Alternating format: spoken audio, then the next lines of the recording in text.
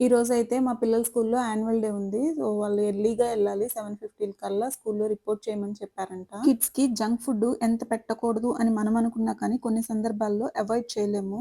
అలాంటి సిట్యుయేషనే ఈరోజు మాదైతే. మార్నింగ్ 7:15 నుంచి నైట్ 8:30 వరకైతే వాళ్ళ స్కూల్ టైమింగ్స్ ఈరోజు.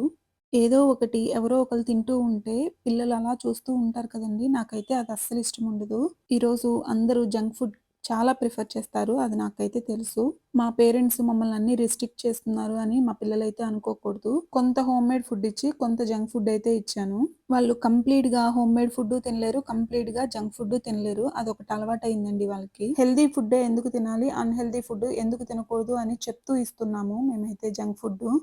చాక్లెట్స్ తెచ్చుకున్నారండి. చెప్తే నేనే ఇంట్లో చేసేదాన్ని కదా! అంటే, "నీకు ఎందుకులే మమ్మీ శ్రమ" అని చెప్పి కవర్ చేసుకుంటున్నారిద్దరూ. ఈరోజు నేను చెప్పిన దానికి ఎంతమంది రిలేట్ అవుతారో కామెంట్ చేయండి. ఈ వీడియో నచ్చితే గనక లైక్, షేర్ అండ్ సబ్స్క్రైబ్.